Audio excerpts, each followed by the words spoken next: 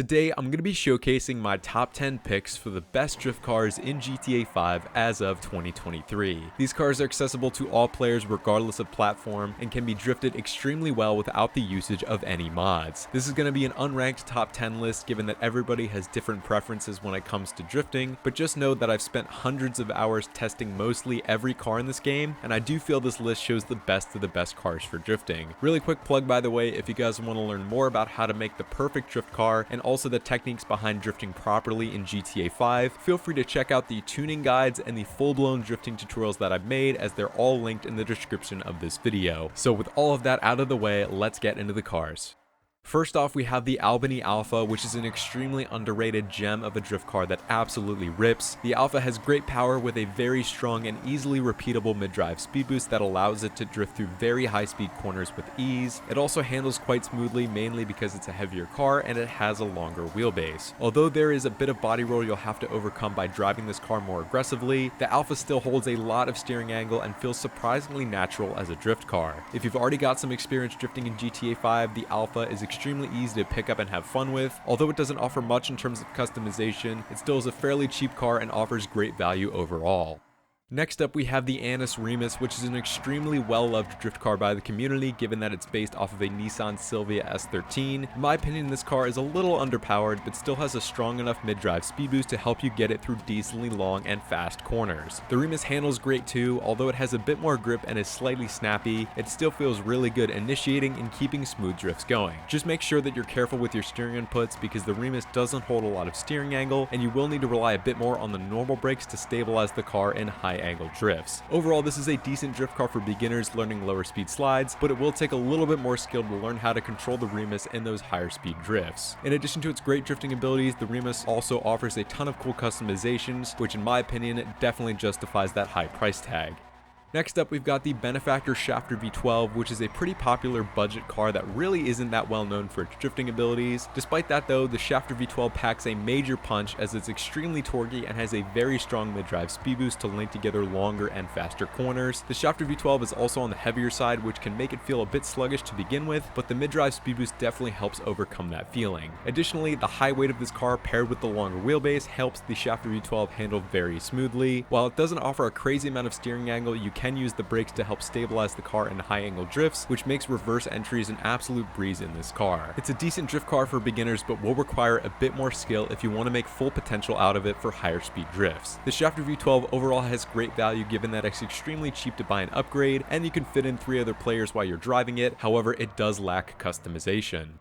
Next up, we have a very heavy hitter, the Bravado Banshee 900R. This car has been an extremely popular drift car since it initially released in 2016, and 7 years later, it still feels amazing. The 900R is easily one of the most powerful drift cars in GTA 5, offering an extremely strong mid-drive speed boost that's easy to hit and is very long-lasting. However, because the 900R is so powerful, it does take a lot of skill to control it properly. It is quite snappy and lacks rear grip, meaning that it can be very hard to hold sustained angle and can spin out very easily, unless you are really careful with your steering inputs and you rely a lot on the normal brakes to help keep the car stable. Beginners can learn a lot drifting the 900R at lower speeds, but you will need a lot of experience if you want to try drifting this thing through higher speed corners. Considering all of these factors, plus the fact that the 900R is a Benny's car with lots of customization, this is an amazing drift car overall. Another OG but very underrated drift car is the Bravado Redwood Gauntlet. Now the Redwood Gauntlet offers a great amount of power and feels very linear and controllable. The mid-drive speed boost is very strong and is extremely easy to repeat, more so than most of the other cars in this video. As for handling, the Redwood Gauntlet feels pretty grippy and twitchy, so it will take a little bit more aggression to keep longer slides going. However, the Redwood Gauntlet is still very stable and can hold a really good amount of steering angle. This is not a beginner drift car, but is definitely worth trying out when you've got some more experience using the mid-drive speed boost for those longer drifts. Given the fact that you can get the Redwood Gauntlet for completely free and have it drifting for very cheap, this car has awesome value, although it does lack visual customization. Next up, we have my personal favorite drift car in GTA 5, the Dubauchi Massacro, which you've probably seen a lot in my other videos. Now, regardless of whether you get the original Massacro or the race car variant, this is still an extremely powerful drift car with a very strong and long-lasting mid-drive speed boost. Despite having a little bit more grip to begin with, the Massacro is still very easy to initiate with and hold longer slides very smoothly. It also holds a ton of steering angle, making it great for various advanced maneuvers like jump drifts, 360 entries, and reverse entries. You can throw pretty much anything at this car and it will handle it with ease. Now, because you'll have to rely a bit more on the mid-drive speed boost to maximize the Masacro's potential for drifting at higher speeds, it's definitely better for those more intermediate and advanced drifters. Plus, either version of the Masacro is priced very reasonably and offers a little bit of customization as well, so overall this is an amazing drift car, and as I said before, my personal favorite.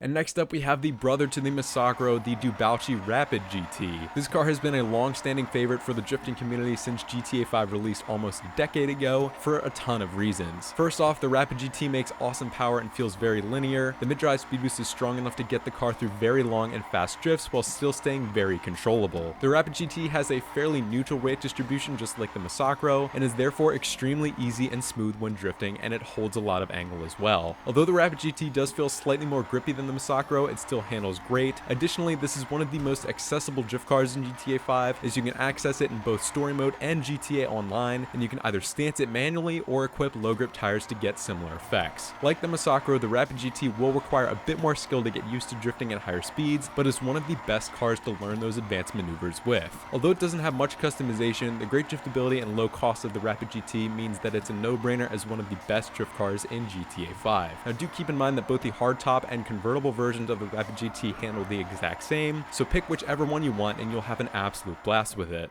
Next up, we've got a car that dropped with the Los Santos Tuners DLC, the Dinka RT3000. I still consider this car to be the best drift car from that update because it's got such a great combination of speed, handling, and customization. The RT3000 is incredibly powerful, offering a very strong and very consistent and repeatable mid-drive speed boost. It really feels just as fast as the Banshee 900R does, although this car is a bit easier to control. The RT3000 feels pretty balanced in terms of grip and holds an insane amount of angle. However, it can be confusing to get used to this car's handling because it's so powerful and lightweight, both factors contributing to the RT3000 being fairly twitchy and snappy. It will take a little bit of practice to get into the groove with this thing, but once you do, it's very smooth and rewarding. This is also a great drift car to use even for beginner drifters to get used to the basics of car control and holding longer drifts, as you really don't have to worry much about using the mid-drive speed boost given that the car is so powerful. Although the RT3000 is a very expensive car, its great driftability and extensive customization easily makes it one of the best drift cars as of 2023.